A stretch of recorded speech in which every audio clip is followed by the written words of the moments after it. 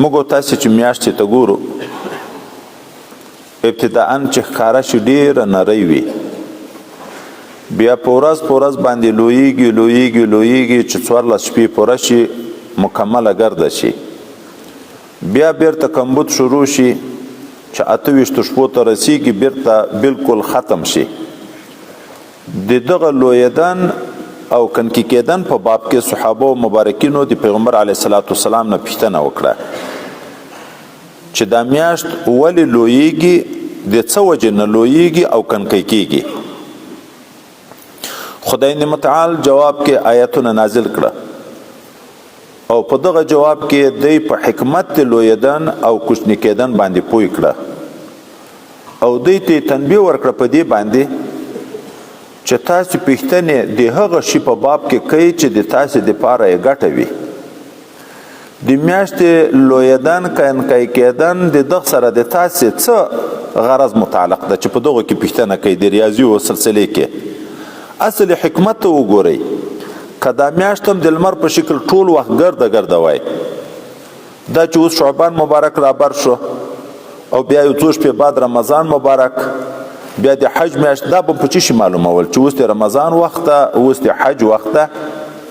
دا چې موږ معلومو چې دغه میاشت کروندې ده، حتی دنیایي امور دا زمینداران په دې پیږي په دغه وخت کې کرله کېږي، نیال کېږي، دا به په چی شي موږ معلومول. نو خدای پاکي په حکمت باندې پوه کړه چې دغه کې حکمتونه دي چې د خلکو د پاره تعین د اوقاتو د معاملاتو د زمیندارۍ او دغه کوي او مواسم د حج د روژې د نور عباداتو په معلومیږي. یسألونک عن الاهله، پوښتنه کوي خلک د تانه ای رسول الله صلی الله علیه وسلم د حاله د نوې کېدو له دغه میاشتو نه چې دا میاشتې لویږي او کنکی کېږي په دغه دا څه وجه ده؟ قلت ورته وجه څه کوي؟ هي مواقیت للناس، دا میاشتې ټاکل شوی مقرر شوی وختونه د له طرفه د الله تعالی نه لپاره د خلکو، والحج او لپاره د حج. مخکې عادت چې حج ته به څوک تله احرام به وتړو د کور نه به چې وواته، بیا به که په کور کې څه سامان شای تر پاتې و بیرته به چې راغله په دروازه حج کور ته نه راننوته، د شا د لوري نه به راتله په بام به راخته یا به دیوال سروی کوه چې موږ د دغه کور نه د ګناه په حال کې ووتو د حج په اراده باندې بیرته په دغه دروازه باندې راوتل راتګ کور ته، دا دی عار او بد بلل. خدای متعال آیتونه نازل کړه دا نیکی نه ده چې تاسو کور ته د شا د لوري نه په بام راخېږئ راکوزیږئ یا د شا د لوري نه دیوال را سروی کوئ. هغه وروسته ذکر کېږي کور ته په خپله دروازه ورځئ. دروازه کې خو خبره نه ده چې دروازه باندې ته پاک ووتې که د ګناه سره ووتې بیرته به په دغه حال کې ننوتې. اصل بیر دا ده چې تاسو په ځان کې تقوا پیدا کړئ.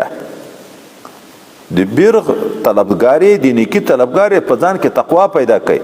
دا خو څه تقوا نه ده چې په بام واوښتم او که په دروازه باندې لاړم.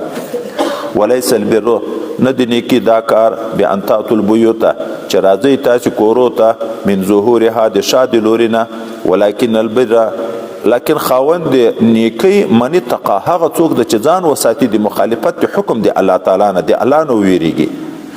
واتوا البیوت من ابوابها، او راځئ تاسو خپل کورو ته د دروازو د طرف نه.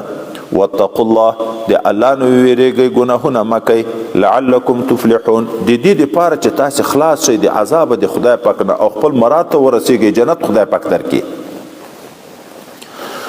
وقاتلوا في سبيل الله الذين يقاتلونكم ولا تعتدوا ان الله لا يحب المعتدين واقتلوهم حيث ثقفتموهم واخرجوهم من حيث اخرجوكم والفتنه اشد من القتل. عمره کې چې پیغمبر علیه الصلاۃ والسلام تلو الته خدای پرې نه کو پیغه کال باندې صلح وشو چې آینده کال به تاسې عمره ته راځئ، 3 شپې به صرف په بیت الله شریف کې تیروئ، نور به بیرته ځئ. نور اوږده شرایط ډېر سخت شرایط و. آینده کال چې بیا مسلمانان د ذوالقعدې په میاشت کې عمرې ته روانېده، د کفارو په هغه وعده اعتماد نه و.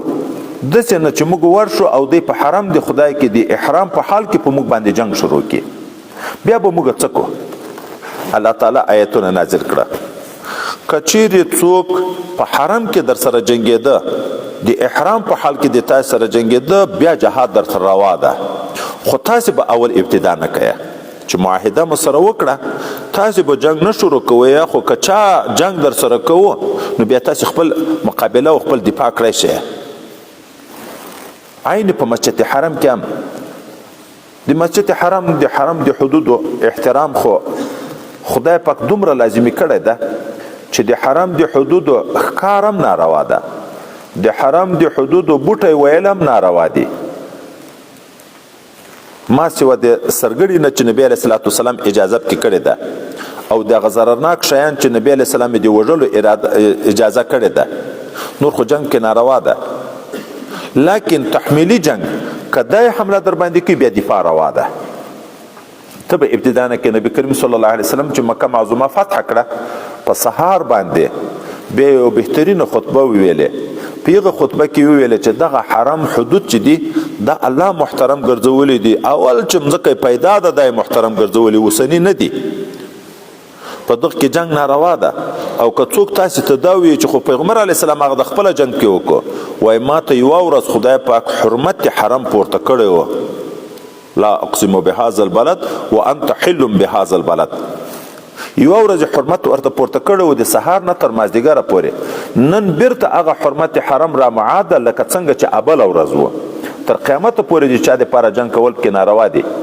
موږ مسلک دا ده که د باندې چا قتل وکړو او بیا پناه یوړه حرم ته ومن دخله کان آمنا هلته به نه وژني او بندیزونه به په ولګي خوراک او چکاکو شیان به په بند کې چې مجبور شي سړی وتلو ته خپله د حرم نه اوځي بیا د هلته قصاص کړي اما اوس هم مسلک دا ده که چیرې په حرم کې دننه چا ته وژلې که یې باندې مړ کړی و پناه یې وړه بیا به نه وژنې خو که په حرم کې ته وژلې بیا هم دفاع روا ده خپل ځان دفاع وکړي وقاتلوا فی سبیل الله الذین یقاتلونکم جنگ کوي تاسو مؤمنانو په لار دی الله تعالی کې دیغه خلکو سره چې هغه جنگ کوي د تاسو سره ولا تعددوا تاسو زیادت مکوئ په چا باندې اعتداء دا هم ده چې د کافر کنکی وژنې د کافر ښځې وژنې د کافر سپینګیري وژنې هغه سپینګیري هغه ښځې چې په جنگ کې شرکت نه لري معاونت نه لري د هغو وژل هم ناروا دي او دا چې په حرم کې ته ابتدا په قیدام ناروا ده ان الله لا يحب المعتدين بشک الله تعالی چې د نه خوښوي د حد نه تیریدونکي وقتلوهم وژنئ تاسې دا کافران حیث ثقفتموهم چې په کوم ځای کې هم چې تاسې پیدا کړه واخرجوهم وباسئ دوی من حیث اخرجوکم دی هغه ځای نه چې تاسې یې ایستلي وئ پیغمبر علیه السلام او مهاجرین مبارکین د مکې معظمې نه د دوی د ظلم د وجې نه مجبوره شو هجرت ته نو تاسې جنګ ورسره وکړئ د هغه هم د کې نفسې واخلئ والفتنة اشد من القتل شرک د دین خلق اړول دا ډیر سخت دی وژلو نه ولا تقاتلوهم مجنګي د دې سره عند المسجد الحرام په نزد مسجد حرام باندې حتی یقاتلوکم تر څو پورې چې دوی در سره وجنګيږي فيه په د حرم کې فإن قاتلوکم که په حرم کې مسجد حرم کې دوی در سره وجنګي د فقتلوهم بیا وژنئ تاسو تم بیا روا ده كذلك جزاء الكافرين دغه شان د جزاء د کافرانو فإن انتهوا کدی د شرک نه ځان منې کو نو الله به وبخي فإن الله غفور رحیم خدای په غفور رحیم ده بیا باندې ما ورته غواړه چې په خو کافر دي ما سره جنگي دي وجل مجل بیا ناروا دي وقاتلوهم تاسو جنگ کوي د کافرانو سره حتی لا تكون فتنه تر هغه وخت پورې چې په مځکه کې شرک پاتې نشي فساد پاتې نشي ويكون الدين كله لله ويكون الدين لله او دین خاص دی الله وګرځي فإن انتهوا کدی ځان منې کو د شرک نه نو تاسو بیا تجاوز مکئ په دې باندې فلا عدوان بیا نشته هیڅ تیری الا على الظالمین مگر په ظالمانو باندې الشهر الحرام بشهر الحرام والحرمات قصاص دا چې مسلمان په اشهر الحرم کې خو جنگ ناروا ده په حرم کې خو ناروا ده ی مسلمان زړه کې وامو چې الته بر سره وجنګيږي د حرم په به حرمتي کې بوم یې د اشهر الحرم په به حرمتي کې بوم واقع شو نبی کریم صلی الله تعالی ورته ویل چې شهر حرام به شهر الحرام کدی قدر دغه میاشتو وکړو تاسو هم قدر کړئ کنه هغه د دې عمل ته ظلم بلل کیږي. تاسو ته خو دفاع ده، اگر که دفاع ته هم کله جزاء سیئة سیئه ویل کیږي، خو په واقع کې خدا سیئه نه ده. یا دا منه تیر کال شهر الحرام کې د عمرې نه منې شوه، سږ کال اجازه وشوه، دغه د هغې په عوض کې ده. الشهر الحرام بشهر الحرام، میاشت حرامه په بدله د میاشت حرامه کې ده. والحرمات قصاص، او تعظیمونه د شیانو ټول سره برابر دي. فمن اعتدى علیکم، څوک چې تیری وکړي په تاسې باندې، فاعتدوا علیه بمثل ما اعتدى علیکم.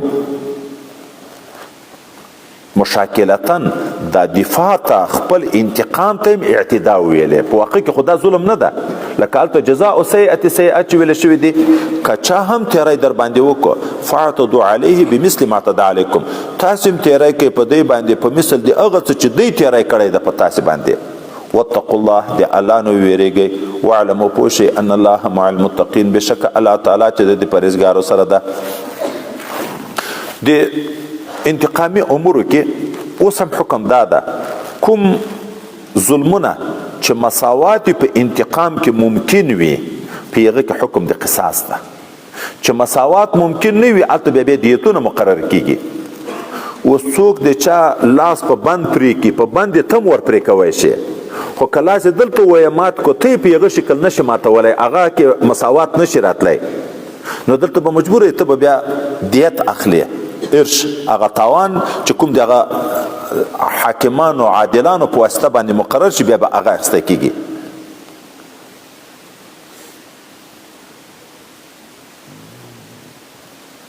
واتقوا الله، د الله نه ویریږئ. وعلموا پوه شئ ان الله مع المتقین، بشک الله تعالی د متقینو سره ده. وانفقوا في سبيل الله ولا تلقوا بأيديكم الى التهلكه واحسنوا ان الله يحب المحسنين.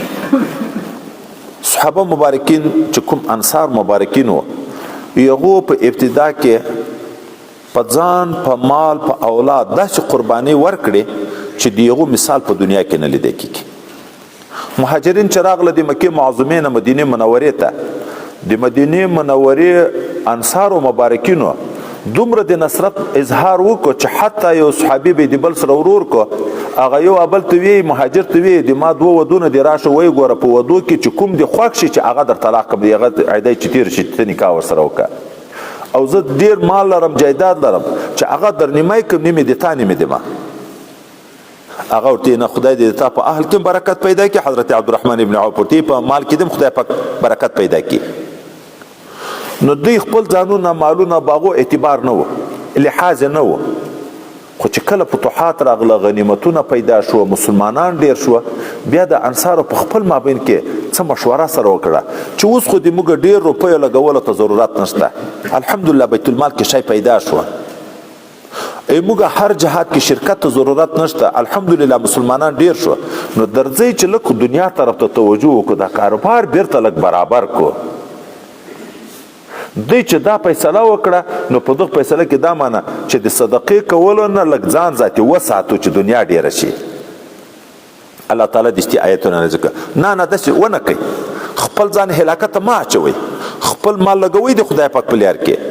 ولې که تاسې د مال د ډیرېدلو فکر درڅه پیدا شو، نو چې دا ملګری هم دا وایي چې زه به نور چنده ډیره نه پرې کوم، ابل هم دا وایي، ابل هم دا وایي، اخر به بیرته بیت المال کې چې څه شی دې ختمیږي که به نه ختمیږي، او چې ختم شو د جهاد اسباب برابرېدل نشي راتلی، بیرته به کافران غالبه کیږي که نه، چې کافر غالب شو خو ځان دې پخپله هلاک کړ. وانفقوا، لګوئ مالونه خپل، فی سبیل الله، په لار د الله تعالی کې، ولا تلقوا بأيديكم الى التهلكه، مغرضوي ځانونه خپل هلاکت ته، چې جهاد پرېږدئ یا خپل مالونه په جهاد کې نفقه کول او صدقه کول پرېږدئ. واحسنوا، د هر چا سره نیکی کوئ، خصوصا د مجاهدینو سره ډیرې نیکی کوئ چې هغه د تاسې ذمه فارغه کوي او خپل ځان دین خدمت ته وقف کړی ده، ته په کور کې ناست یې، نو د هغو سره خو لا ډېر احسان کوئ، کومک کوئ. ان الله يحب المحسنين، بشک الله تعالی دوستی کوي د نیکار خلکو سره، یعنی څه معنی ثواب ورکوي.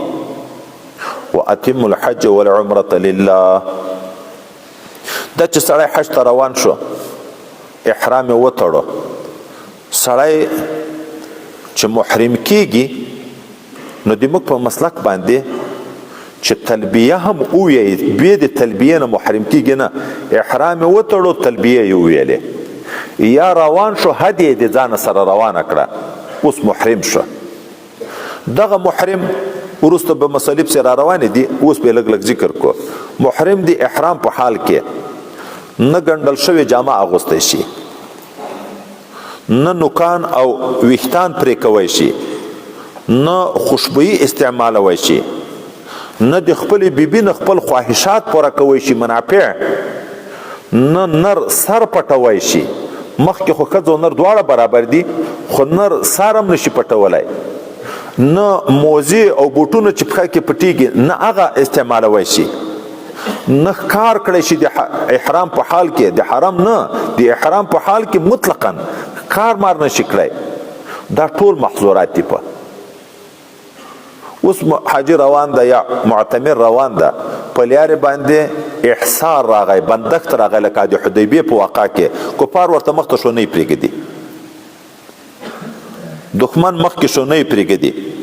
هلته احرام تړلی دی، احرام په حال کې خدای نه ګنډل شوي جامې اغوستی شي، نه خوشبویي استعمالوی شي، نه ویښتان او نوکان پرې کوی شي، نه د بیبي نه منافع اخیستی شي، خو ډېر شیانو نه منع ده.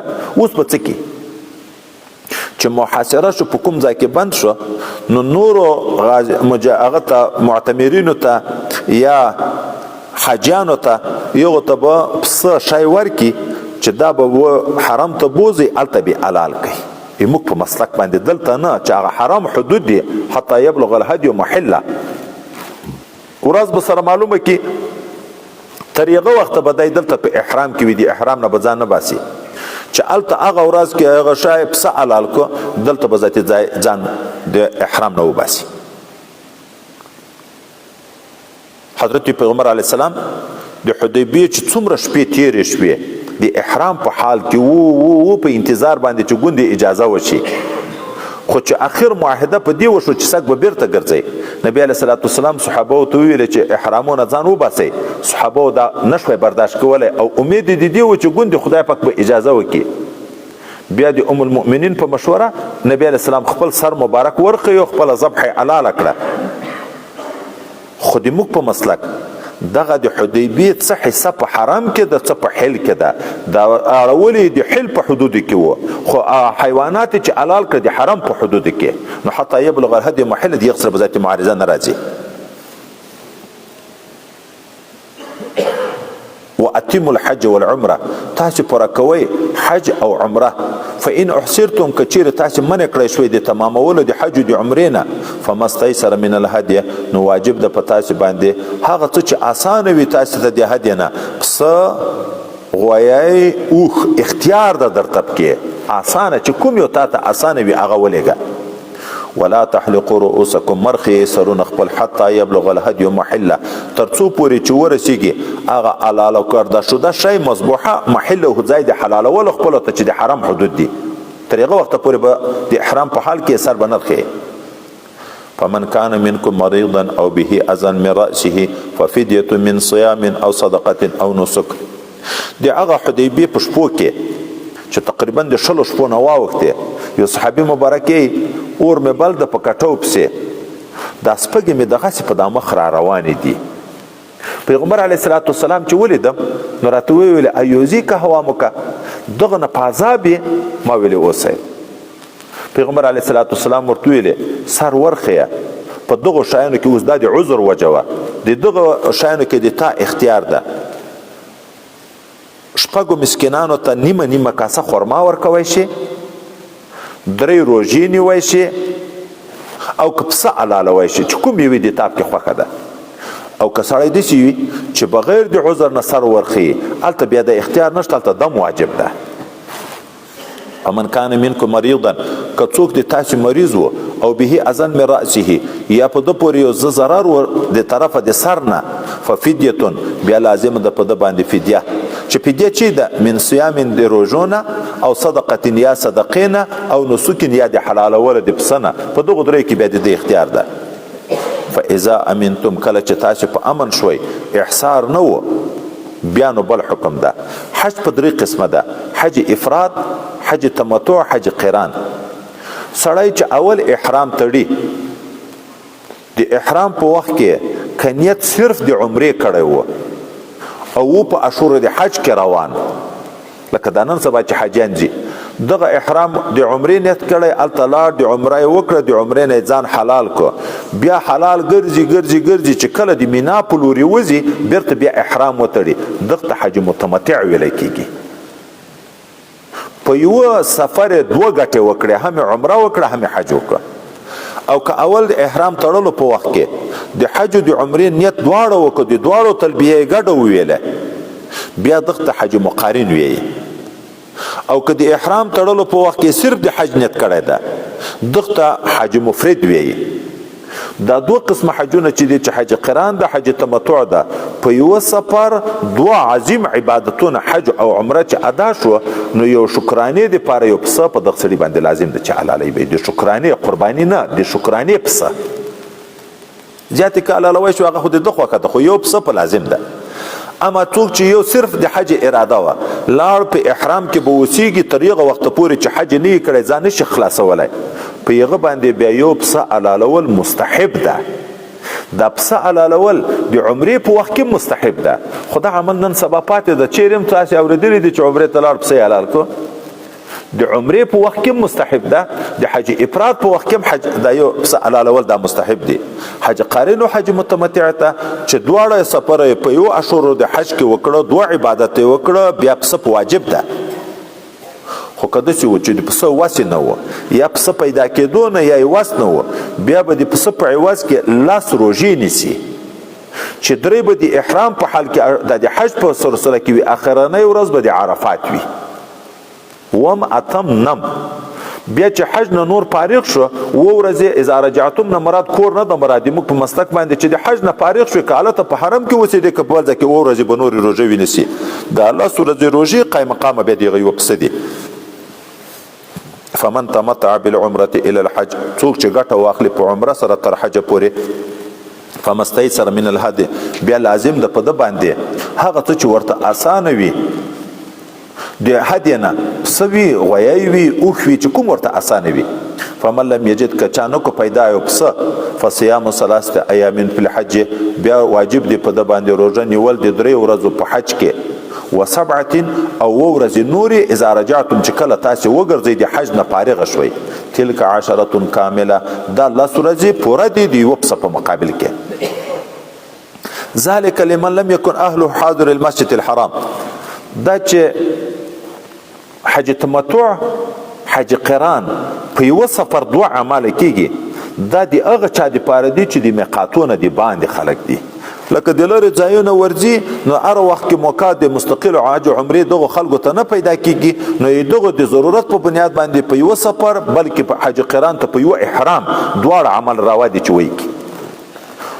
خو کوم څوک چې د میقاتونه د نه وي، میقاتونه هلته خپل خپل حدود معلوم دي، د میقاتونه د نه وي، د مکې معظومې په لوري باندې وي، د هغو دپاره نه حج تمتع شته نه حج قران، د هغو دپاره صرف حج افراد ده. ضرورت څه ده چې هغه هر وخت کې تلی شي، حج کړی شي، عمره کړی شي، چې دواړه بیا په یوه سفر باندې کې. نو دغه ذالکه دغه حکم د تمتع ګټه اخیستل چې غیر قران کې هم تمتع ده، په دغه دا لمن دغه چا دپاره ده لم یکن اهله، چې نه وي کور د حاضر المسجد الحرام، حاضر مسجد حرام ته. حاضر مسجد حرام داسې نه چې په مسجد پورې، یعنی د میقاتونه د ننې نه وي، د باندې وي، د هغو خلکو دپاره د حج تمتع او حج قران ده. واتقوا الله، د الله تعالی نه ویریږئ، واعلموا پوه شئ ان الله شدید العقاب، چې بېشک الله تعالی چې د ډېر سخت عذاب دی، ډېر سخت عذاب ورکوونکی د الله تعالی مو دې وساتي. الحج اشهر معلومات، فمن فرض فيهن الحج فلا رفث ولا فسوق ولا جدال في الحج. الحج اشهر معلومات، حج یعنی وقت حج یو څو میاشتې معلومې دي. شوال، ذوالقعده، کوچنی اختر او د میانې میاشت. د ذوالحجې په باب کې 3 قسمه تعبیرونه راغلي دي. شوال او ذوالقعده خو مکمل ذکر کیږي، شوال ذوالقعده په یو بعضې ائمو پر ذوالحجه د رئیس را مکمل ذکر کیږي. د بعضې ائمو پر شوال ذوالقعده 10 ذوالحجه، 10 ورځې د ذوالحجې. د بعضې ائمو پر شوال ذوالقعده 9 ذوالحجه، نه د ذوالحجې، خو تعرض نشته. شوال د کوچنی اختر میاشت، ذوالقعده د میانې میاشت. دا چې د حج میاشت دي دغه معنا اول څه ده؟ دې معنا دا ده چې په دغو میاشتو کې احرام د حج دپاره کړی شي.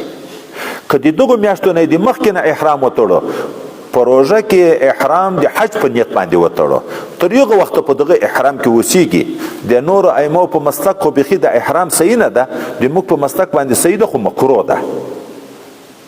بهتر او مستحب طریقه دا ده چې د کوچني اختر میاشت داخله شي. که چا بیا اراده و د حج باید پخوا خو په پښو مزلې وي، په میاشتو مزلې، نو د ذوالشوال په میاشت کې احرام وتړي او روان شي. دوه نیمې میاشتې په لارې مزلونه راځي. او د ذوالحجې په باب کې چې راځي، څوک لاس ذکر کوي، څوک نه ذکر کوي، څوک ټوله ذکر کوي. دغه کوم تعارض نشته، نه چې ذکر کوي نه ورځې مراد دي، لاس چې ذکر کوي لاس شپې مراد دي. د اول د ذوالحجې نه تر نم د ذوالحجې چې دا ورځې دي، که سړي احرام د حج دپاره وتړو او عرفات یې په نم ځان ورسوه، نو خو حج ادا کوی شي. د لسم ورځ چې راغله بیا احرام د حج دپاره کړی شي، عرفات نیوی شي، خو ورځ تر تېره شوه. او چا چې لس ویلي دي، لس شپې مراد دي. دا د لسم شپه هم موږ تاسو ته حدیث مبارک کې راځي چې که سړی لاړ عرفات ته، د لسم په شپه ورسېدو عرفات ته، د سپېده چاود نه مخکې ورسېدو عرفات ته، بس فرض ادا شو. او ټول ذوالحجه چې ذکر کیږي دا بیا د معذورینو په باب کې د ادایګي د طواف په حیثیت باندې. ښځه ده د سړي سره حج ته لاړه، هلته عین د لسم ورځ ده چې د شیطان یې وویشت، ذبح یې وکړه، خو طواف کوي، دې ته د حیض عذر پیدا شو. او لس ورځې عادت ده. د حیض په موقع کې خو مسجد حرام ته نشي داخلېدی، طواف په بیت الله شریف نشي کړی. تر هغه وخته پورې چې دا پاکه کېږي، تر هغه وخته پورې دا فرض طواف پاتې ده، فرض عرفات ته تللی شي د احرام حیض په حال کې، شیطانان ویشتی شي د حیض په حال کې، خو طواف په بیت الله شریف نشي کړی. اوس لسمه ورځ پاکه شوه، د ذوالحجې میاشت شلم ته ورسېده، د هغه نه بعد د فرض طواف کې حج وشو. نو د معذورینو په باب باندې د حج تر اخره پورې دغه میاشت تر اخره پورې د ادایګي د طواف دپاره قابلیت شته ورته، نو ځکه ذوالحجه هم څوک مطلقا ذکر کوي. نو وخت حج د یو څو میاشتې معلومې دي. فمن فرض فیهن الحج، چا چې فرض کو په خپل ځان باندې په دغو میاشتو کې حج، فرض کو څه معنا؟ احرام وتړو، تلبیه یې وویلې، محرم شو. اوس نو په دغه سړي باندې څه لازم ده؟ فلا رفث. نو په دغه احرام په حال کې رفث هر هغه شی چې د خپلې ښځې نه څوک پوره کوي، ښځې ته په شهوت لاس وروړي، مخه یا ښځې نه مچه اخلي، که ښځې سره جماع کوي، دا ټول منع شوه. جماع او دواعي د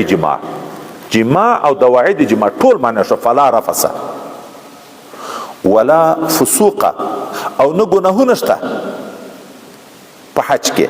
د مطلق ګناهونه به ځان ساتي. د حج د محظوراتو نه مخالفت کولم ګناه ده، هر محظور نه چې مخالفت کوي ګناه ده. په حج کې یو واره دی چې احرام په ځان باندې لازم کو، بیا به نوکان نر پرې کوي، بیا به سر نر خیه، بیا به ښکار نه کوي، بیا به ګنډل شوې جامې نه اغوندي، بیا به خوشبویي نه استعمالوي، بیا به سر نه پټوي، بیا به پښې نه پټوي. ولا فسوق ولا جدال فی الحج، او نه جګړې شته په حج کې. نه جګړې شته په حج کې. دغه اوس دوه مطلب دي. مخکې وخت کې د حج په موسم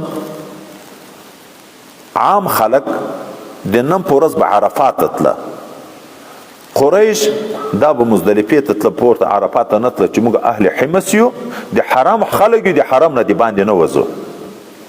بیا به یو په بل باندې فخرونه، یو به ویل د موږ حج ښه ده، کامل ده، په حرم کې مو ادا کو، بل به ویل د موږ د عرفات مو ادا کو. جګړې به سره، مناظرې به وي، هر یو ځان ته ښه نسبتونه کول. علاوه جدال نشته. مال منځ قبول ده، قیتال منځ قبول ده، دا حال موږ ته معلوم ده. ما جهاد قبول ده، قیتا قبول ده، حال موږ ته معلوم ده. یو عبادت هم د قبولی او نه قبولی په لحاظ موږ ته نه ده معلوم. چې نه ده معلوم، نه په دغه غټه ولې وایي چې زه یا ملا یم، یا پیر یم، یا مجاهد یم، یا سخي یم، یا پلانکی یم، ما خو دومره غټ کارونه کړي دي. څه معلوم ده؟ د عمل قبول ده که نه ده قبول؟ یوه معنا دا ده.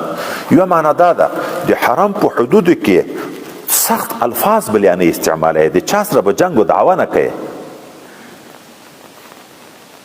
د الله حرم ده، دومره ادب به وي چې حد نه زیات ادب به وي.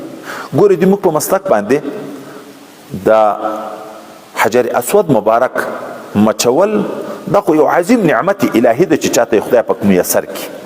دغه حجر اسود مبارک چې چا مچ کو په ورځ د قیامت به د ده په ایمانداري شاهدي ورکوي، د ده په مچ باندې د دغه انسان ګناهونه ورکش کوي، ځکه دا خو راغلی د جنت نه و، داسې نوراني و لکه د جنت تیږي چې نوراني دي.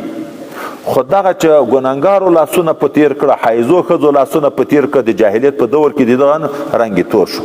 دا یو قسم لکه مقناطیس دی، د انسان ګناه ځان ته ورکش کوي، نیکي نه ورکش کوي، ګناه ورکش کوي. اوس دغه حجر اسود مبارک چې هر څومره په لمس کې ډیر ثواب ده، خو موږ په مسلک باندې بل مسلمان ته ضرر نه کوي. ازدحام چې و چې نشوي په اسانتیا نشوي رسېدی، بل ته به ضرر نه رسوي چې بل پورې وی تر پوی لاندې کوي، خو خپل ځان حجر اسود ته رسوي. چې دا نشته نو نور جنګ و دعوې به چېشته کوي. ما په ځای ناست یې او لرې شه او لږ در لرې ودرېږه، په معمولي شیانو باندې بعضې خلک غریبانان جنګونه کوي. ولا جدال فی الحج. نور رب کریم وما تفعل من خیر، هغه څه چې تاسې کوئ د کوم نیک کار نه یعلمه الله، الله تعالی ډېر ښه علم په لري. که حج کوئ، که عمره کوئ، که طواف کوئ، که د حج نور مراسم ادا کوئ، او که په دلته په جومات کې ناست ترجمه کوئ، که روژه نیسي، که ذکر کوئ، که صدقه کوئ، د دنیا په هر کونج کې الله په ټولو علم لري، د هیڅ چا عمل نه ضایع کوي. الله قدردان ذات ته د هر چا د عمل عوض ورکوي، یو په لس یو په 200 او تراسې ترجیحات ورکوي. د یمن نه به خلک حج ته راتله، خرچه به یې د ځان سره نه راخیسته چې توکل په خدای، هلته به مو خدای پاک بندوبست کوي. او دا لوږه د انسان د اختیار نه بیا وتلې ده، اختیاري شي خو نه، د غیر اختیاري ده. برداشت بیا څوک نشي کړی، دلته به چې ډېر وږي شو بیا خلکو ته سوال کوه. الله تعالی وی حج ته ځې، موږ تاسې به دلته پسې وی چې طالبي ته ځې، جهاد ته ځې، هر عبادت ته ځې، پیټه په بل مه اړوه. سوالونه خلکو ته مه که، د ځان سره توخه برابره که. د ځان خیر د ذات تقوا د ځان ساتنه ده چې سړی د سوال نه ځان په بچ کړي. موږ زه دا ملګري ته ډېر وایم، د طالب مزاج دا جوړ شوی ده د موږ تاسې په دا وخت کې چې ما خرچه به بل پرې کړي. ټول عمر فارغ شي، د استاد تنخواه د پرې کړې ده. حق د تنخواه د استاد په شاګرد که په محتمم ده، خو چې چاته سبق وي تنخواه خو به دیغ نه اخلي.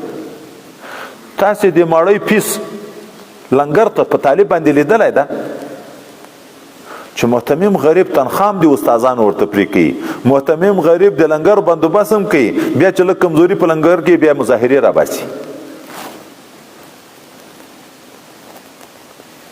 جهاد چې هغه ډیر ثواب لري، هغه چې په ځان او په مال باندې وي. طالب چې په طالبي کې په ځان یو روپۍ لګي، که په خپل ملګري صدقه کې لګي، خدای پاک یو په ولکه عوض ورکوي. مجاهد چې په جهاد کې په ځان روپۍ لګي، که په ملګري لګي، خدای پاک یو په ولکه عوض ورکوي. طالب د مجاهد ده چې د جهاد په سفر کې، د علم په سفر کې ذکر کوي، لمنځونه کوي، په یو کم 50 کروڑه خدای پاک عوض ورکوي. اوس دغه عظیم ثواب نه چې یو روپۍ د یو په ولکه لګیږي، طالب محروم ده. ولې خیال دا جوړ شوی چې ما پیټه په بل ده. مجاهد محروم ده، خیال دا جوړ شوی چې څوک خرچه ورنه کوي، جهاد هم نه کوي. هغه غریبانان خو ورته مجبور یې طالب دپاره مؤلفة القلوب دی، ټول د طالب دپاره یې ساتي، د طالب دپاره موبایل هم ورته اخله، د طالب دپاره بوټونه او ښه کالي او ښه د جوب خرچ ورکوه، چې نه کې بیا کار نه کوي. ثواب خو په دغه نه ده. حج ته ځې، د خدای د رضا دپاره ځې، عظیم عبادت کوې، نو خلکو ته سوال ولې کوې؟ خو خپله د خپل ځان روپۍ په حج په سفر روان یو په ولکه د خدای پاک روپۍ بدلوي، خو ټول فی سبیل الله دي. جهاد فی سبیل الله ده، طالبي فی سبیل الله ده، حج فی سبیل الله ده. په فی سبیل الله کې خو دغه حکم ده چې یو روپۍ په ځان او په ملګري لګوي، یو په ولکه خدای پاک عوض درکوي. نو الله تعالی وی وتزودوا توخه واخلئ د ځانه سره فإن خیر زاد التقوى بشکه بهتره د توخې ځان ساتل دي د سوال کولو نه خلکو ته سوالونه مه کوئ واتقوني د ما نه وویرېږئ یا اولی الالباب ای خاوندانو د عقلونو او یا دومه معنا فإن خیر زاد التقوى یو د دغه دنیا د سفر توخه ده یو د آخرت د سفر توخه ده په دنیا کې روانېږي جهاد ته حج ته علم ته کاروبار ته د دغه لارې د سفر بندوبست اکثره انسانان د ځان سره وکړي چې اوس زه ځم پلان کې ځای ته دومره روپۍ ته ضرورت شه د ځان سره اخلي خو د آخرت هغه اوږد سفر چې بیرته بیا راګرځېدن نشته او د هغه ختمېدن نشته د هغه توښه د هغه خرچه د هغه خوراکه عبادت ته روپۍ نه دي په کروڑونو اربونو روپۍ دا سفر نه حاصلېږي دا په طاعت او په عبادت حاصلېږي دا په تقوا حاصلېږي نو الله تعالی وی د دنیا د سفر د پاره هم ځان ته توخه خوراکه برابروي خو هغه په فکر کې ولرئ چې د آخرت خیر د ذات تقوا ده تقوا په ځان کې راولئ چې هغه ابدي زندگی به برابر شي ليس عليكم جناح ان تبتغوا فضلا من ربكم د حج په موسم مخکې وختو کې به بازارونه جوړېده نو په دغه وختو کې به خلکو سامانونه راوړه خرڅول به یې ځکه هسې د دنیا حاجیان راځي نو شی ښه خرڅېږي چې کله اسلام راغی مسلمانان حج ته تله دا چې اوس ضرورت هم و د تجارت خو مسکینان و خو په خیال کې دا ورتله چې که اوس موږ حج ته ځو او ورسره د خرڅولو ته شی هم د ځان سره یوسو چې هلته خلک ډېر د خرڅ کو ګټه هم وکړو داسې نه چې د موږ حج خراب شي الله تعالی وی نه دا پروا نه لري سوال مکه خو که تجارت کې د حج په سفر کې تجارت کې دا څه پروا نه لري دا روا ده بلکې حج عبادت ده د سوال نه ځان په بچ کې خو او په سفر کې به مقصد اصلي حج وي په سفر کې به د نیت صفا د حج وي د دنیا تجارت په ضمنان ورسره کوي داسې نه چې حج په موسم کې عجب خلک ډیر وي کاروبار به ډیر وي حج به هم دا په هم کې راولي حج به هم وکې خو ښایي یې څه چې ګټه وکې هغه به د مقصد اصلي نه وي مقصد اصلي به حج وي ورسره څه سامان یې د حج په وخت کې هلته یې څه خرڅ کې د ذات د لارې هم ورسره پیدا کې خرچه هغه کې څه ممانعت نشته لیس علیکم جناح نشته په تاسې باندې څه ګناه ان تبتغوا دا چې تاسې وغواړئ فضلا رزق من ربکم له جانب د رب خپل نه فاذا افضتم من عرفات فاذكروا الله عند المشعر الحرام مخکې د جاهلیت په دور کې هم خلکو حجونه کول خو هلته عادت دا و چې د عرفات شریف نه به راغله مزدلفې ته بیا به په مزدلفه شریفه کې د فخر اشعار هر قوم خپل بهادر نیکونه به ذکر کول پلرونه به ذکر کول په دغه به فخرونو مقابله کولې الله حکم وکړه چې دا ځایونه ټول د ذکر د خدای دی د عبادت دی د فخرو ځایونه نه دي د عرفات شریف نه چې راوګرځېدې بیا دلته عند المشعر الحرام دلته بیا ذکر د خدای پاک وکړه عرفات ته عرفات ویایي مزدلفه ته مزدلفه وی لغوي لحاظ باندې مناسبت چې مفسرین ذکر کوي عرفات ته عرفات وی یا وای په دغه لحاظ ابراهیم علی نبینا علیه الصلاۃ والسلام چې د الله تعالی په حکم بیت الله شریف جوړ کړه خوړنګ و د طوفان نوح کې بیا د حج د ادا کولو حکم چې ورته وشو اوس نو چیرې زه حج ادا کوم دغه څه معلومات ورته چې زه به اوس زم غره ته هلته به په غره کې درېږم دعا به کوم نو علائم د ځایو خدای پاک د جبرائیل علیه السلام په واسطه وروښوی دی چې تلو د عرفات علاقې ته چې ورسېدو هغه علائم چې وکته چې جبرائیل امین د درېدو ځای ورته ښوولی ویې پېژنده چې هغه دا ځای ده نو عرفه د تعارف نه ده دغه ځای ته هم ذاتي نوم عرفات شو دغه پېژندلو معنا هم پکې راغله یا خو د ابراهیم علیه السلام د وخت نه دغه نوم کېښودی شو عرفات ورته ویلی شو چې حضرت جبرائیل علیه السلام کومې علامې د عرفات وروښوي چې لاړ هغه یې وپېژنده او یا حضرت آدم علیه نبینا علیه الصلاة والسلام او حضرت حوا انا چې د اسمانونو د جنتونو راکوز شو نو حضرت آدم علیه نبینا علیه السلام په هندوستان کې کوز شو حضرت حوا انا په جده کې دا چې اوس بیرته دواړه سره یو ځای شي حکم د حج و ملائکه راهنمایي کړه، آدم علیه السلام روان شو د حج په لوري. حوا انا د جدې نه را روانه په عرفات کې دواړه سره یو ځای شوه، سره ویې پیژنده. په یغ لحاظ هغه ځای ته نوم د عرفات کې ښودل شوی ده. مزدلفه ازدلاف بیرته را یو ځای راګرځېدن ته ویل کېږي. د مزدلفې شریفې حدود چې سړی وګوري د مکې معظمې نه، لکه اوس مثلا په دغه ځای باندې مزدلفه شریفه ده، هلته مینا ده، حرم ده، د حرم نه راغلی مینا ته، د مینا نه راغلی مزدلفې ته، د مزدلفې نه ځي عرفات ته. خو عرفات کې د ورځ تېره کړه، شپه به بیرته ازدلاف بیرته به راګرځې، شپه به دلته کوې. دلته بیا د سهار د لمانځه نه وروسته په مزدلفه شریفه کې، عرفات کې خو د زوال نه بعد تر ماښامه درېدن ده. د ماښام د ماسپښین لمونځ او د مازدیګر لمونځ به په عرفات کې په یوه وخت کې کوي. د ماسپښین په وخت کې به ماسپښین لمونځ وکړي، دستي به د مازدیګر لمونځ هم وکړي چې دا دعاو ته وخت ډېر شي. بیا به په دعا وخت تیری چې ماښام داخل شي، د ماښام لمونځ به نه کړي، دعا به کې.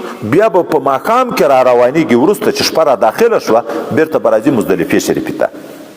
په مزدلفه شریفه کې به د ماښام لمونځ او د ماخوستن لمونځ بیا په یوه ځای کې. دلته جامع تاخره ده. بیا دغه مزدلفه شریفه کې څوک وي دا نفس شپه چې وکړه ذمه فارغه شوه.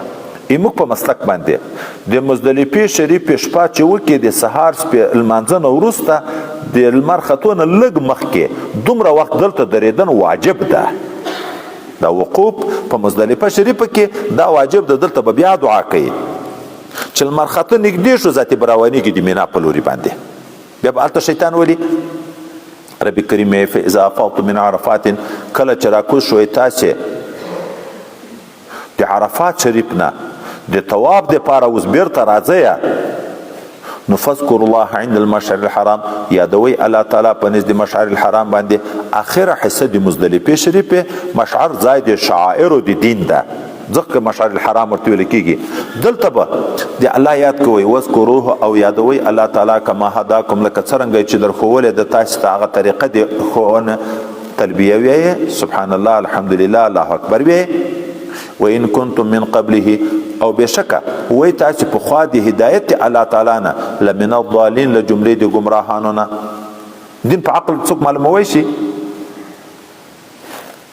ثم افیض من حيث افاض الناس، دا چې عرفات ته نور خلک بتله، قریش به نتله، او هغه څوک چې د دوی به حلیف و به نتله، دوی به ویل ځان ته اهل حمص ویلې چې موږ مجاور د حرم د بیت الله یو، د دغه ځای نه وځو.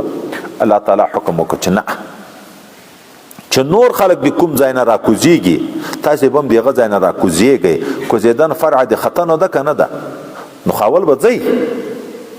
لکه استنصار فرع د استنشاق د یو به پزې اوبه کش کوي، بیا به بیرته سڼی. نو افیغدو دا معنی اول به عرفات ته ځان رسوئ، هلته به درېږئ، بیا به راکوزیږئ. په عباداتو کې د خان او د ګدا فرق نشته. ګورې د نبي او د غیر نبي فرق نشته. که نبي حج کې هم د حرم نه به وځي عرفات حدودو ته، که امتي کې هم د حرم نه به وځي د عرفات حدودو ته. ثم افیض من حيث افاض الناس، بیا راکوزیږئ ای قریشو د طواف دپاره د هغه ځای نه چې هغه نور خلک راکوزیږي. د ناس نه مراد یا عام خلک مراد دي، یا تر پیغمبر علیه الصلاة والسلام مراد ده. یو سړي ته هم ناس ویلی کېږي. موږ تاسو ته به وروسته د احد په واقعه کې راځي چې نعیم ابن مسعود اشجعي ته یو کفارو رشوت ورکړه چې ته هلته خلک وډار کړه چې د موږ مقابلې ته راونوځي. هلته د یوه سړي نه تعبیر په ناس باندې شوی ده که نه ده شوی؟ چې یو ناسو خلک وډار کړه. ناس خو یو سړی و، نه یو نعیم و، په یوه سړي باندې وایي د ناس اطلاق کېږي. دا معنی رسول الله ته حکم ده چې عرفات ته به ځي قریشو تاسې به هم ځئ، چې دی د کوم ځای راکوزیږي تاسې به هم د هغه ځای راکوزیږئ. واستغفر الله، د الله تعالی نه مغفرت وغواړئ د خپلو ګناهونو نه. ان الله غفور رحیم، خدای په غفور او رحیم ذات. حج په موسم کې د دعا او د قبولۍ امیدونه په ډیرو ځای کې موجود دي. ډیرې ښې دعاګانې قبلیږي. نو ځکه اکثره توجه دعا ته ده. د حج عمده رکن عرفات ته، الحج العرفه، خو په عرفات کې مطلوب صرف دعا ده. ګورې هلته صرف دعا ده، نه طواف شته، نه بل څه شته، نه بل څه شته. د ماسپښین نه نیولې تر عین ماښامه پورې به دعاوې کوې.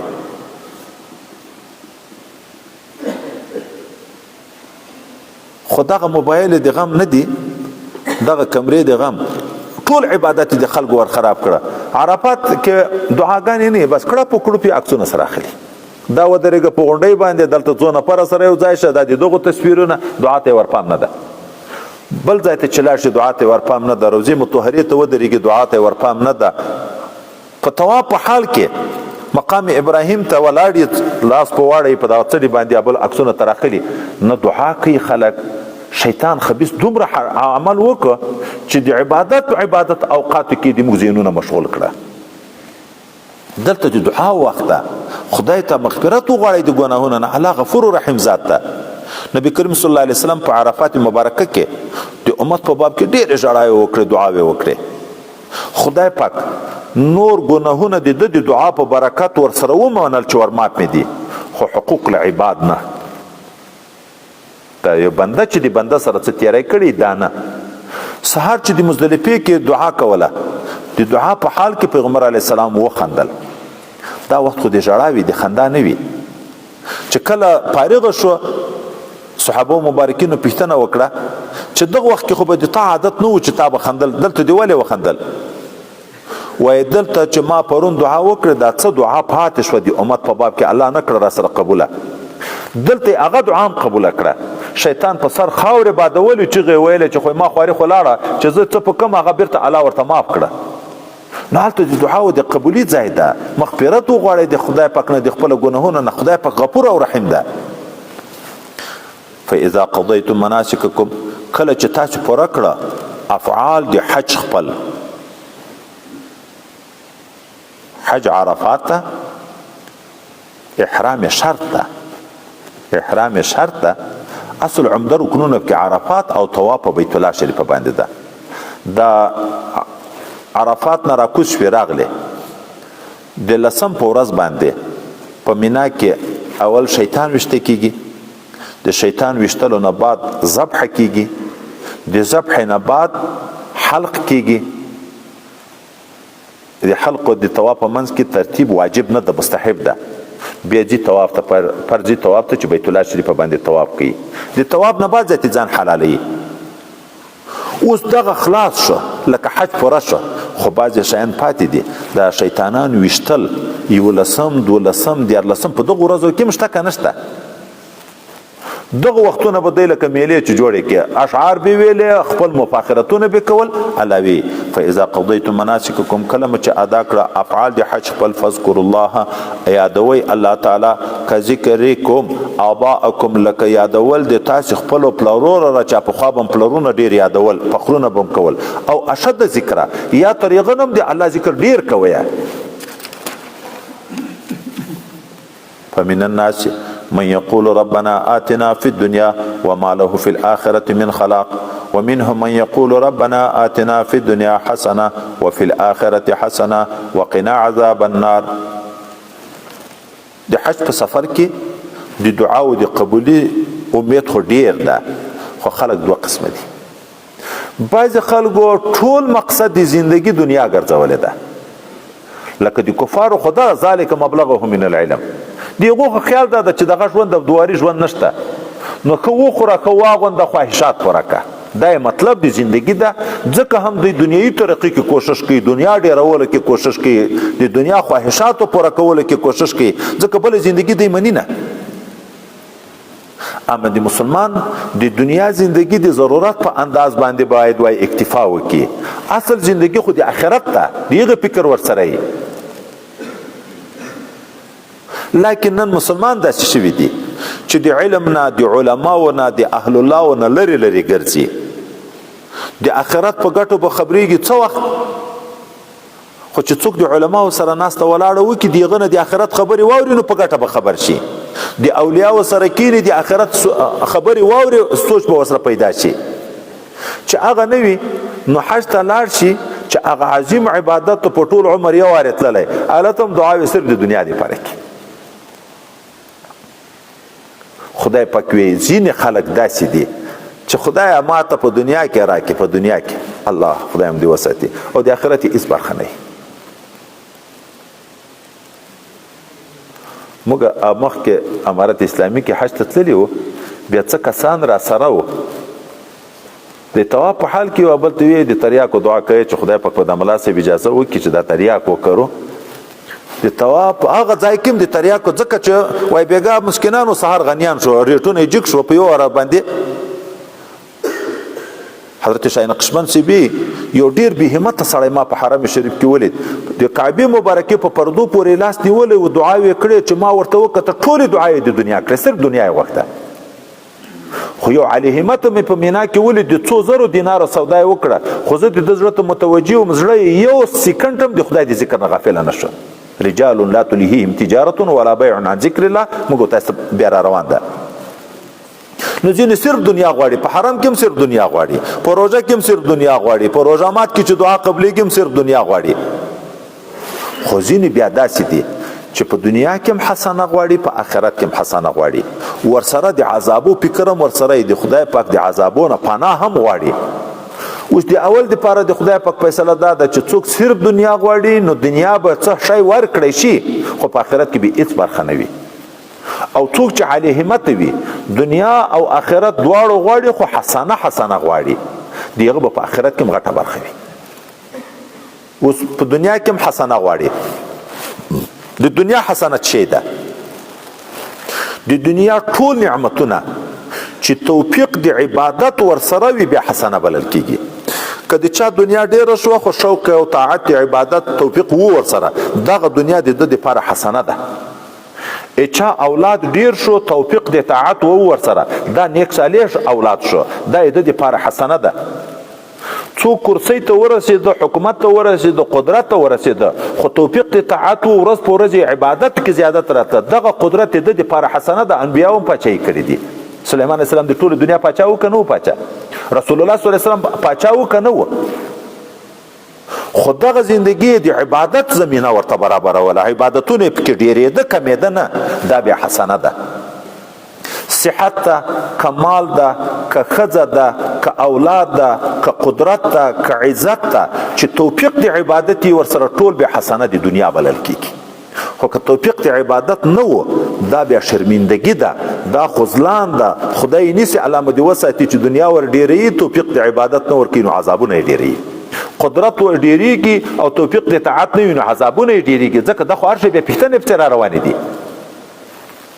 د آخرت حسنه سوال او جواب اسانه کېدن، عملنامه په ښي لاس باندې ورتګ، په پل صراط په اسانه طریقه تېرېدن، جنت ته داخلېدن، د الله تعالی دیدار کول، رضا ورته حاصلېدل. نو ډېره جامع دعا ده. پیغمبر علیه الصلاة والسلام وایي که 100 دعاګانې یې کړم دا دعا یې پکې کړه، او که یوه یې کړم دغه یې کړه. ربنا آتنا في الدنيا حسنه وفي الآخرة حسنه وقنا عذاب النار. جامع دعا ده. نو الله تعالی په من الناس ځینې د خلکو نه داسې دي، من هغه څوک دی یقولو چې وی ربنا آتنا فی الدنیا، ای رب دې موږ راکې موږ ته په دنیا کې چې دا لږ ژوند ده، مال راکې، عزت راکې، صحت راکې، قدرت راکې، صرف دا غواړي، آخرت په فکر کې نشته. نو الله وی د آخرت برخه هم نشته.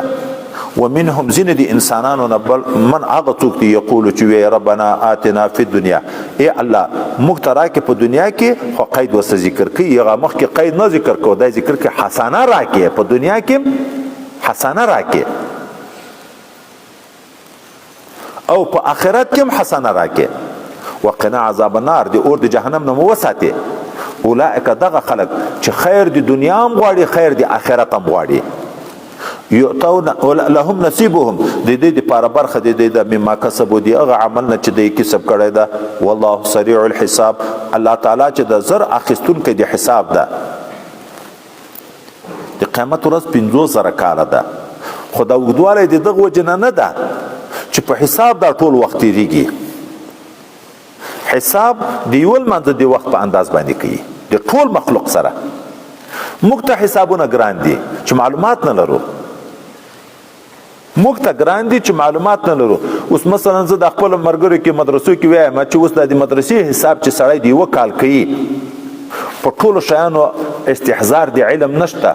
نو کتابچې به پسې راخلي چې هغه چا څومره چنده ورکړې لیکلی چې څومره مصرف شوی لیکلی دا به ټول خواري به په کوي بیا یې که ځان خلاص کړو د حساب نه چې دومره راغلی وي په دومره لګېدلی دي نو ورکه مرکه او خیانت دا شی نه دی پکې راغلی. که هیئت ورته تعین شي نو دغه سړي سره به حساب وي. خو که داسې چې یو سړي ټول کال حساب نه ده کړی او هلته هیئت راغی د ده نه حساب اخلي په دغه سړي حساب ذاتي ډېر سخت شي. او که هوښیار سړی وي د هرې جمعې د هرې میاشتې حساب کوي او هلته ټوټل لیکي. د کال په آخر کې 9 میاشتې 10 میاشتې تعلیم شوی د رجسټر په آخر کې ټوټل د مصارف او ټوټل د آمدن هر څه شته په 2 منټو کې ټول حساب کوي. هیئت ته حساب ورکوي مشکل نشته. نو نبی علیه السلام موږ ته وایي روزانه د ځان سره حساب کوئ. هر ماخوستن چې ویده کېږي ته د ورځې په زندګي کې د چې څه کړي په دغه کې د ځان سره حساب وکړه. نن ما نیکي کومې وکړې او ګناوې کومې رانه وشوې چې ګناوې په یاد کړې تایب شه خدای پاک ته چې نیکي دې په یاد شوې شکر وباسه د الله چې الله تعالی توفیق درکړی. د خپل ځان سره حساب حاسبو قبل ان تحاسبو د ځان سره حساب وکړئ مخکې د دې نه چې بل څوک حساب در سره کوي.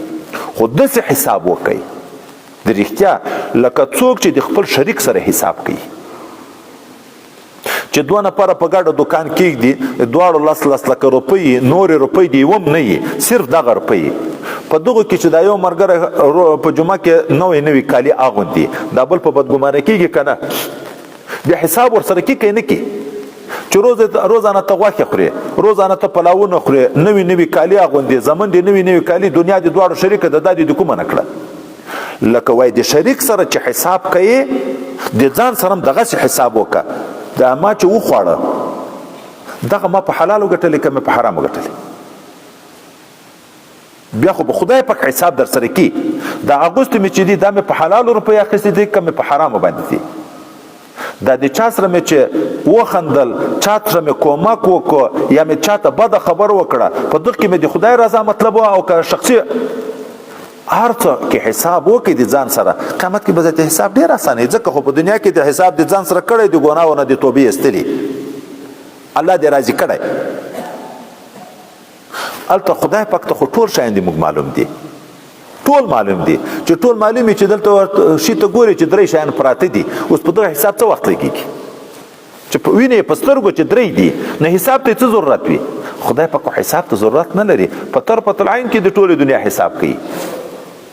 والله سریع الحساب واذكر الله في ایام معدودات یادوي الله تعالی په تکبیرو ویلو سره په یو څو ورځو شمیرل شوی کې د اختر نه بعد ایام تشریق چې ورته ویل کېږي 11 12 14 چونکې دلته د حج مسله ذکر ده نو هغه شیطانان چې ویشتل کېږي تکبیر په ویل کېږي د شیطانانو د ویشتلو دپاره بهترینه موده 3 ورځې ده. په اوله ورځ چې شیطان ویشتل کېږي یو شیطان ویشتل کېږي ځکه دغه نب کې ذکر کوي اخو یو جمره عقبه ده دا 3 شیطانان چې ویشتل کېږي په 11 12 14 خو په یخ کې بیا الله رحیم او کریم ذات موږ سره د رحم معامله کړي که د چا مرګري تلې واري وو اوس که دی 3 ورځې ته پاتې کېږي هلته مرګري ترځي 2 ورځې چې شیطانان ویشته روان شوم خدای پاک معاف ته بس 3 ورځې که ونه ولې پروا نه لري. خو که 3 شپه یې وکړه وخت په داخل شو بیا په واجب دی بیا به یې نه پرېږدي که یې پرېښو بیا دم په واجب ده. که چا په 2 ورځو کې وویشته هم پروا نشته که چا په 3 ورځو کې هم پروا نشته بلکې بهتر ده ځکه خو عمل یې پوره کړو 3 ورځې وویشته. واذكر الله في ایام معدودات فمن تعجل في يومين چا چې تلوار وکړو په تلو کې د مینا نه مکې معظمې ته په 2 ورځو کې فلا اسم علیه په دغه سړي هم څه ګناه نشته. ومن تأخر چا چې تأخر وکړو 3 ورځې ته پاتې شو فلا اسم علیه دغه دپاره هم څه ګناه نشته بلکې ثواب ده. خو ګناه نشته بیرته قید وسجي کې لمن اتقا چې چا خو ځان د ګناهو نه ساتلی وي که لګیا په حج کې خدای نه خسته په ګناه لګیا یې دغه دپاره خو مؤاخذه شته.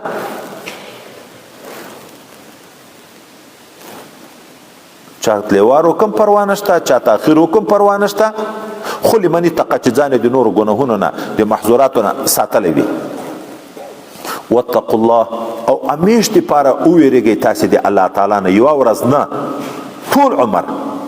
دا د تقوا بیان په قرآن عظیم شان کې بیخي ډېر راځي.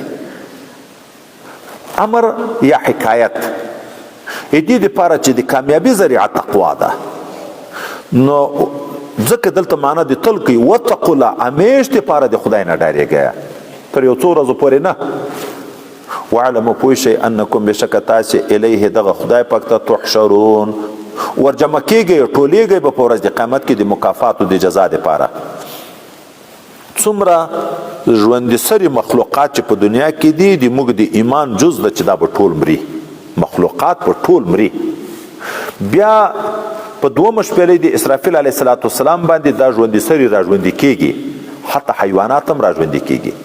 حتی د حیواناتو په خپل منځو کې انتقام سره اخیستی کېږي چې ښکرورې وزې بیا ښکرو ویلي هلته بیا انتقام اخلي. خو حیواناتو دپاره جنت و جهنم نشته، بیا یې هغو ته وویلی شي خاورې شي، ټول خاورې شي.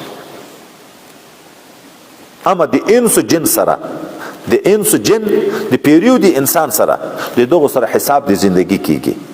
د حساب نه بعد یا جنت ته یا جهنم ده. جهنم ته تک بیا دوه قسمه ده، د تابید او د موقت. کافر د همیش دپاره به د جهنم ته بیرته وتل نشته. ګناهګار که د چا په باب کې د الله تعالی اراده د عذاب وه، که په شفاعت یې معاف کو یا یې توفیق د توبې ورکړی و په توبه یې معاف کو یا یې هسې عفو د رحم معامله ورسره وکړه، لازمي نه ده. موږ د اهل سنت والجماعت عقیده ده لازم په خدای پاک نه ده چې خامخا به ګناهګار ته سزا ورکوي. معتزله خو نه یو چې هغه په خدای واجب بولي، واجب په الله نه ده. او ویغفر ما دون ذلک لمن یشاء، خبره په دغه ځای کې ده. چاته که خوښه شو دغسې بیا وبخي، خو که چاته خوښه شو د عذاب به ورکړي. خو عذاب د کافر د اهانت دپاره ده، وځي نه پاکیږي نه، ولا یزکیهم، خدای پاکې نه پاکوي، خو شاید چې ټول وسوځي نه پاکیږي. اما د مسلمان عذاب چې جهنم ته ورشي د تطهیر دپاره ده. اوسپنه چې زنګ شي اور ته یې واچوې، په اور باندې چې ګرمه شي دا زنګونه لرې شي، خلک بیرته اوسپنه د اور نه راباسي. د مسلمان دپاره عذاب چې چا ته فیصله د عذاب شوي وي چې جهنم ته لاړ شي، د اهانت دپاره نه ده، د تزکیې او د صفایي دپاره ده. کله چې په اور د جهنم باندې د ده ګناهونه وسوه، ایمان بیرته پاتې شو، بیرته خدای پاک حکم کوي د وتلو. بیا وتل د اعمالو په انداز دی چې عمل چې لږ نیکي ډېر وي اول به هغه رایستی کېږي. دغسې رتبه په رتبه باندې چې نفس کلمه یې ویلې مسلمان یم په جهنم کې نشي پاتې کېدی، اخر به ترځي.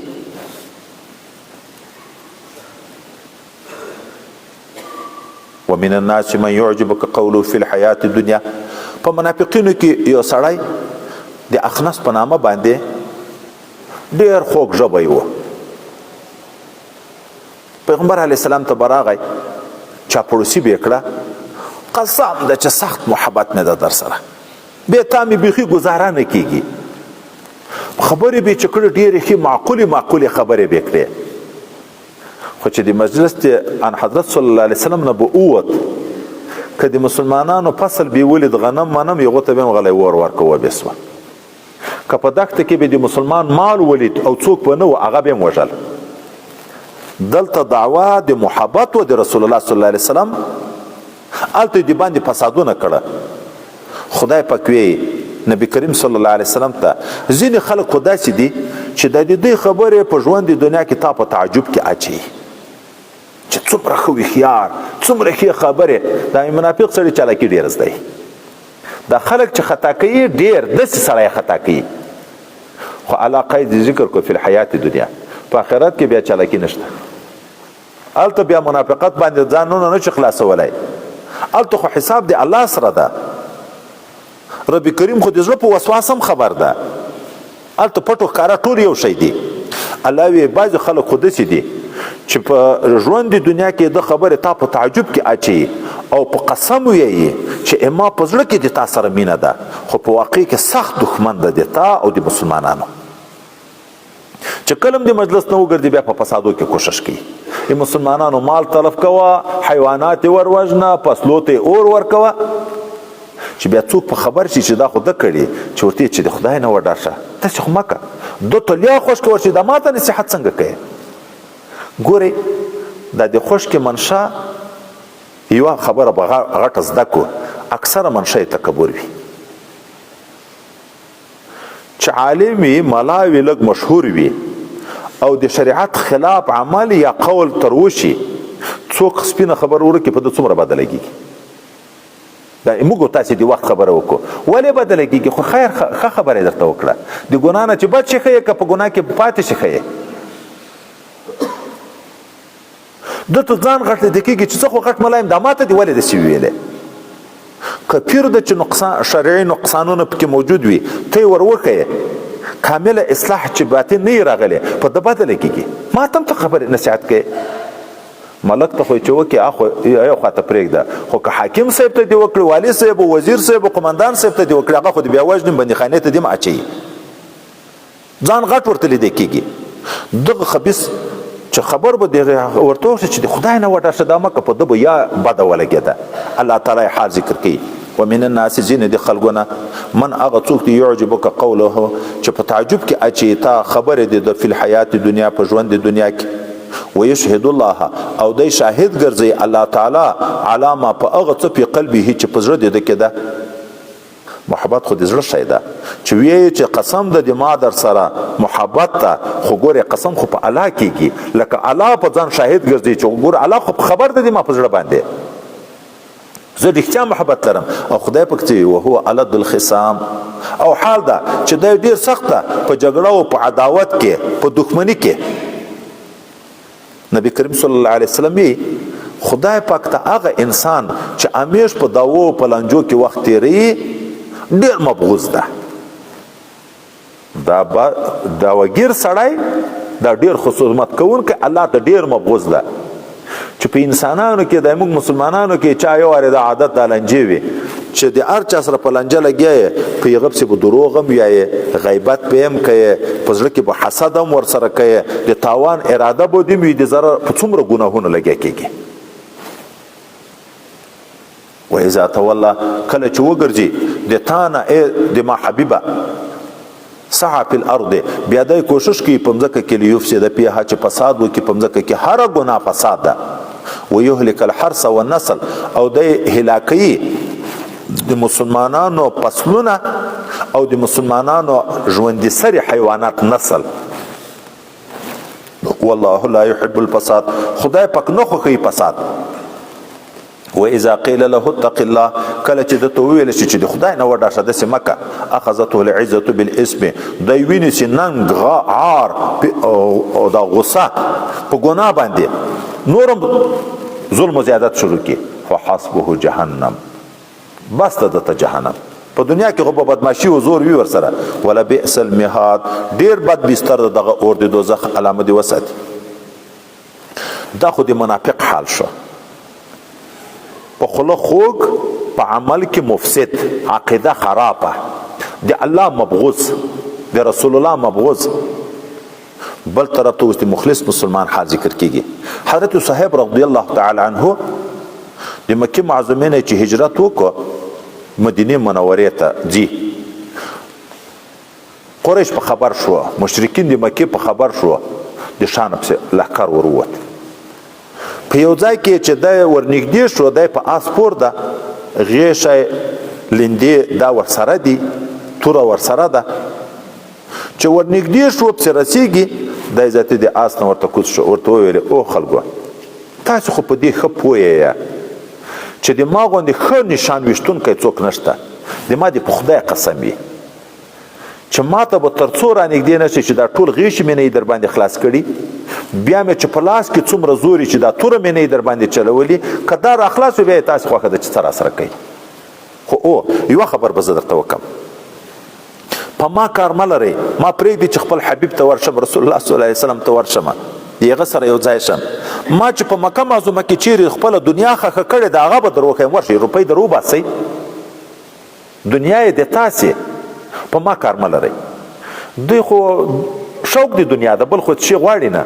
دوی ویلې صحیح ده، روپۍ خپله دنیا یې هغو ته ورکړه، ځان یې واخیست، ځان یې د دی د ګرفت نه خلاص کړ چې مدینه منورې ته رسېدو خدای پاک بیا دا آیتونه مخکې نازل کړي الله ګورې ډېر رحیم او کریم ذات ته د چا عمل نه ضایع کوي دستي بیا رسول الله صلی الله علیه وسلم خبر کړی دا چې حضرت صهیب ځان واخیستې کفارو نه خپله دنیا یې ورکړه خو تا ته ځان راورسوه چې د رسول الله صلی الله علیه وسلم سترګې مبارکې په ولګېدې دستي ورته ویله ډېره ښه تجارت یې کړی ده ډېر ګټور تجارت یې کړی ده د پښیمانتیا ځای نشته پکې ان الله اشترى من المؤمنین انفسهم واموالهم بان لهم الجنه په ځان او په مال خدای پاک جنت ورکوي نو رب کریم یې ومن الناس ځینې بیا د خلکو نه من هغه څوک دی یشري نفسه چې اخلي ځان خپل ابتغاء مرضات الله لپاره د طلب د رضا د خدای پاک او خپل دنیا ورکوي والله رؤوف بالعباد خدای پاک ډیر مهربانه د په بندگانو خپل باندې چې بیا خاص کر ځان او مال خدای ته ورکوي دغه مسلمانانو سره خو د الله ډیره د رحم معامله ده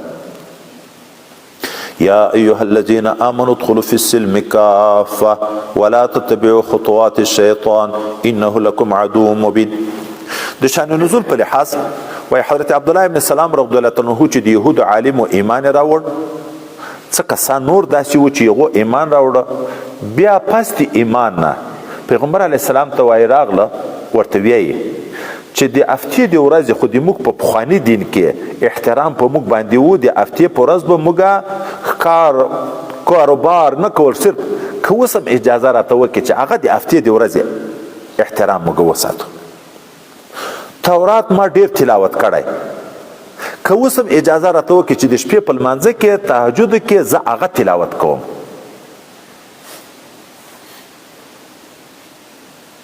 موږ ملګري بیعت وکړي چې ورته چې دغه ذکر ډیر کا د یاره دغه تلاوت ما بیخي ډیر کړی ده دا سورت زه ډیر وایم یا په خوله باندې درود شریف ډیر وایم یا دا ډیر دغه اجازه راته وکړه زه یې دغه سره د کلو کلو راسعد هغه شی نه پرېږدي چې ګټې ته برابرې خدا خو د انسان خپل حرص ته کنه ګورې حضرت عبدالله ابن سلام خو د بیادبۍ په عنوان نه ویلې خو نیک مسلمان و صحابي و ښه عالم و خو د ډیر وخت نه د هغه مخکینی دستور موافق چې عادت شوی و د افتې د احترام دلته اجازه وغوښته د تورات تلاوت دلته اجازه وغوښته الله تعالی د استیایت نازل کړ نه په اسلام کې به پوره داخليږي داسې نه چې یو عمل د دغه دین کم یو عمل د پخوانی دین کم اسلام لقب د دغه دین ده اسلام لقب د دغه دین ده دغه دین ته اسلام ویل کېږي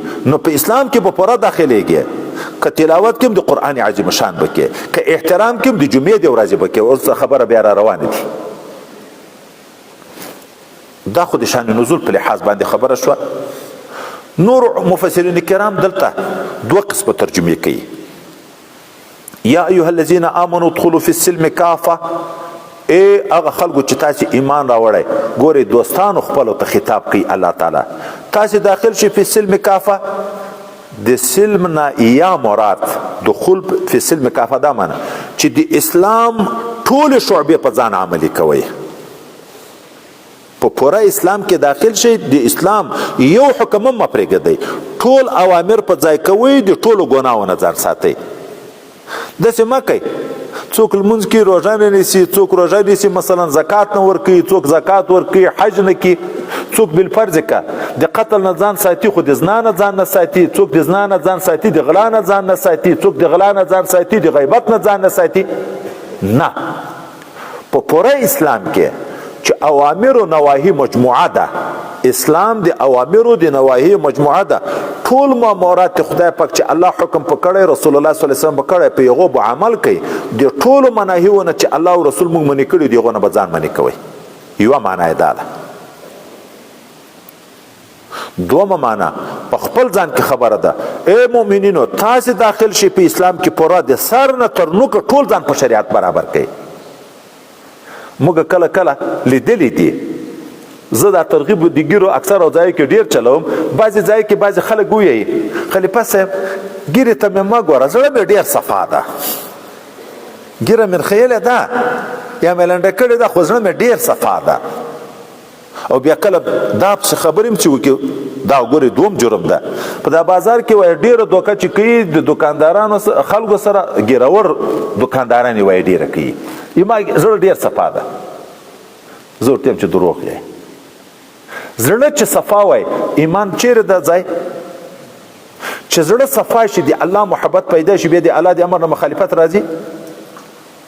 د ونې بنیاد لاندې ده، لاندې چې لاندې ریښې مضبوطې وي، بیخ د ونې مضبوط وي، ټول شاخونه تازه ویشنه وي،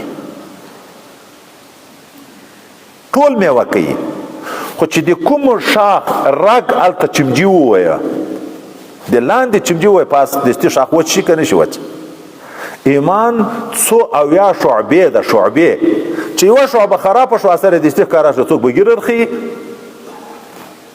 څوک به دروغ ویایي، څوک به غیبت کوي، څوک به په لوت سر باندې لمنځونه کوي، څوک به اوږدې پایڅې پڅېڅ کوي. یو شی به خامخا تر کېږي، ولې هلته نقصان موجود ده. که زړه کامل په اسلام مشرف شي، د الله محبت په ځای کې راشي، د رسول الله محبت کې راشي، بیا به کوشش د الله د رضا د رسول الله د رضا کوي، په فرض او په سنتو په ټولو باندې به بیا عمل کوي. او خدای پاک دې موږ د ټولو اندامونه شکرانه غواړي. ما په اول سبق کې څه خبرې وکړه، خو موږ خو روزانه نوي نوي ملګري پیدا کېږي. د سترګو ځان ته ذکر ده، د غوږو ځان ته ذکر ده، د ژبې ځان ته ذکر ده، د لاس ځان ته ذکر ده، د زړه ځان ته ذکر ده، د بدن ټول ځان ته ذکر ده، د روح ځان ته ذکر ده. دا یو ذکر شعبه راواخلو، دا یو ذکر شعبه راواخلو. ابن حجر اسقلانی صاحب د فتح الباری شارح د بخاری ویي ذکر العینین بالبکا، ذکر د سترګو په ژړا ده چې د خدای د ډاره وژاړي.